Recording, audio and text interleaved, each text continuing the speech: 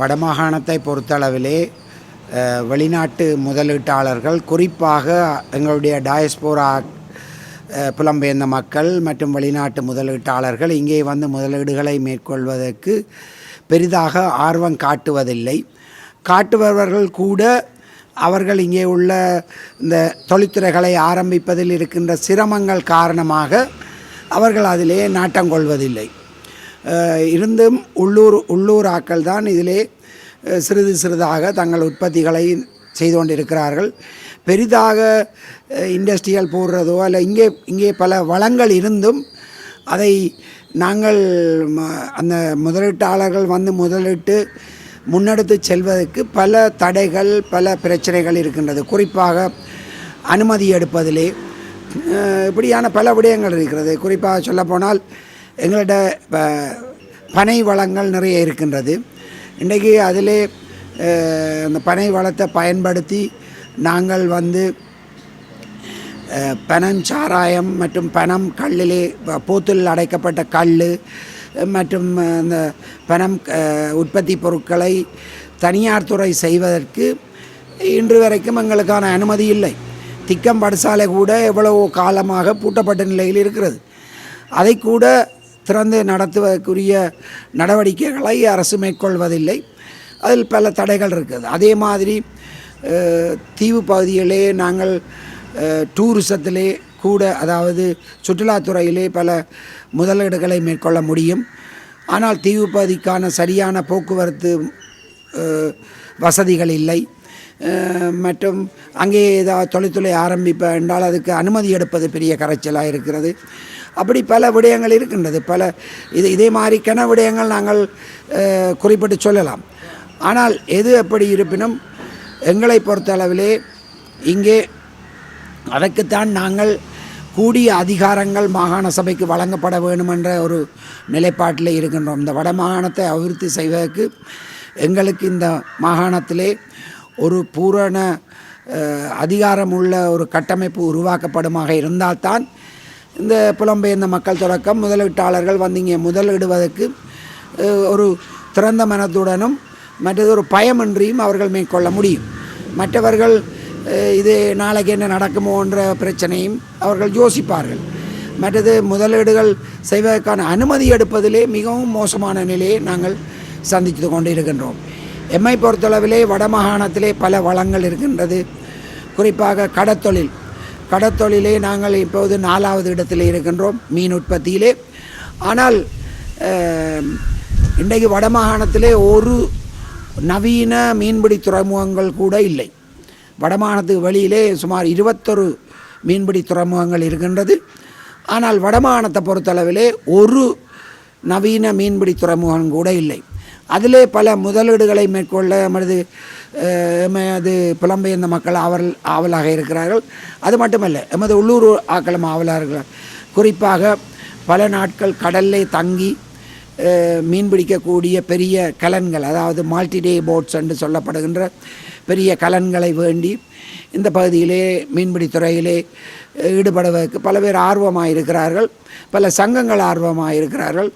ஆனால் அது அந்த மல்டிடே போட்ஸை கொண்டே அங்கர் பண்ணக்கூடிய, அதாவது அதை தரித்து நிற்கக்கூடிய ஒரு துறைமுகம் இங்கே இல்லை.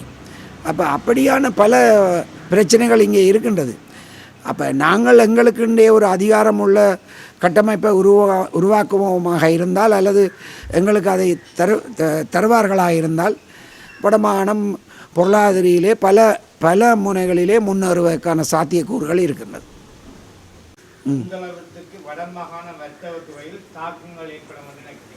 ஜனாதிபதி தேர்தலுக்கு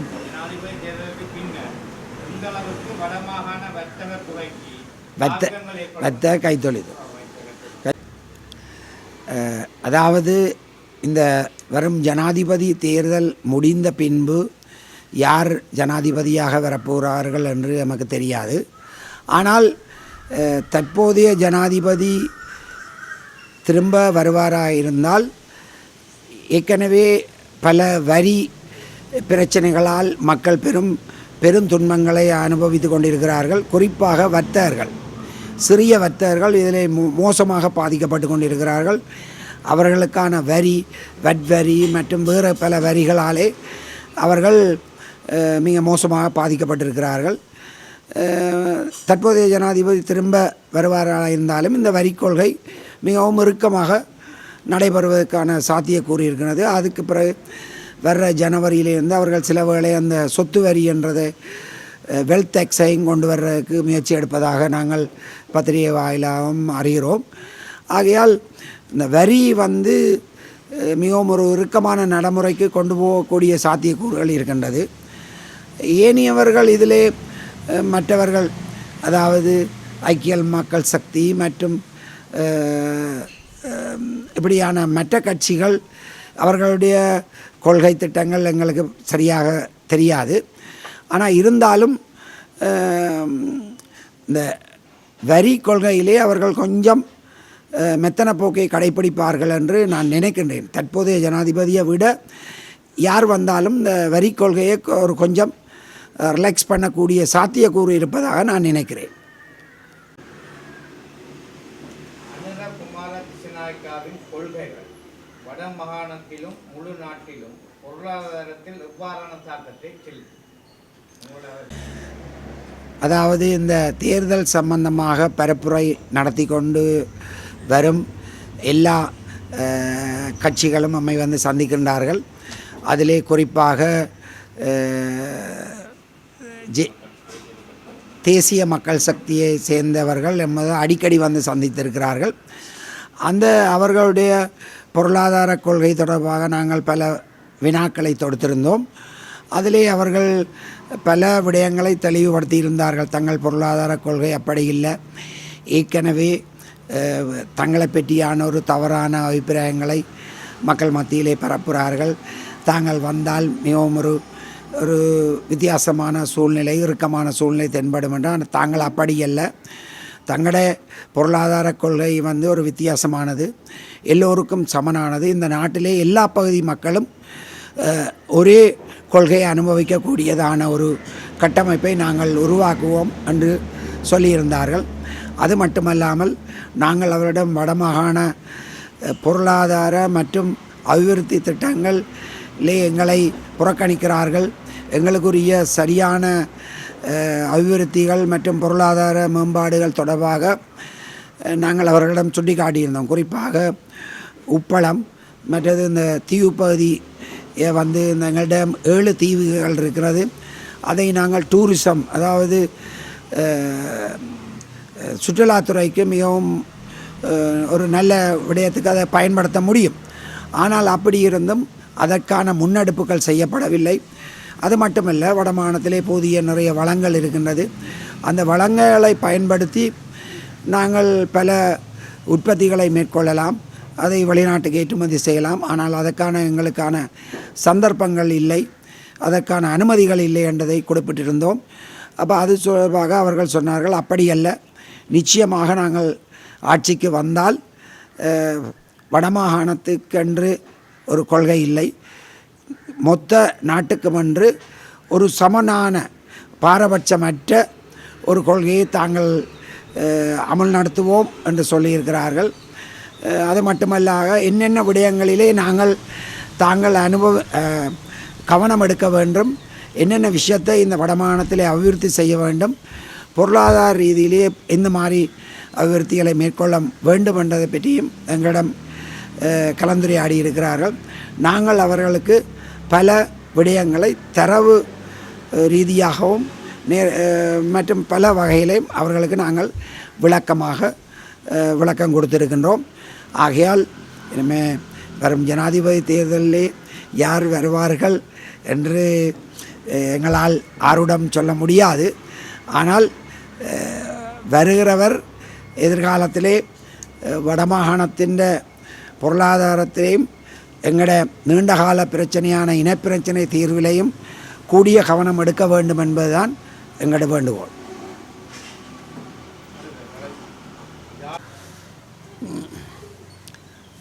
அதாவது இந்த ஜனாதிபதி தேர்தலிலே பொது கட்டமைப்பு ஒரு வேண்டுகோளை எமக்கு விடுத்திருந்தார்கள். நாங்கள் நீண்ட காலம் எல்லா ஜனாதிபதிகளாலேயும் நாங்கள் ஏமாற்றப்பட்டிருக்கின்றோம். அந்த வகையில் நாங்கள் இந்த முறை இந்த ஒரு தேர்தலை ஒரு ஜனநாயக முறைப்படி எங்களோட கோரிக்கைகளை முன்வைத்து ஒரு தமிழ் பொது வேட்பாளரை முன்னிறுத்த வேண்டும் என்ற ஒரு வேண்டுகோளை விடுத்திருந்தார்கள். எங்களுடன் வந்து கலந்துரையாடியிருந்தார்கள். அதற்கு எமது வர்த்தக சங்கத்திலே இருக்கின்ற நிர்வாக சபை உறுப்பினர்கள் அவர்கள் அதுக்கான ஆதரவை தெரிவித்திருந்தார்கள். அந்த ஆதரவின் அடிப்படையிலே நாங்கள் அவர்களுக்கு எமது ஆதரவை வழங்க முன் வந்திருக்கின்றோம். எம்மை பொறுத்தளவிலே இது ஒரு 75 வருடங்களாக நாங்கள் விடுத்த எந்த கோரிக்கையும் இதுவரையில் நிறைவேற்றப்படவில்லை. அதாவது தந்தை செல்வா தொடக்கம் சம்பந்தர் ஐயா வரை ஏமாற்றப்பட்டிருக்கின்றார்கள்.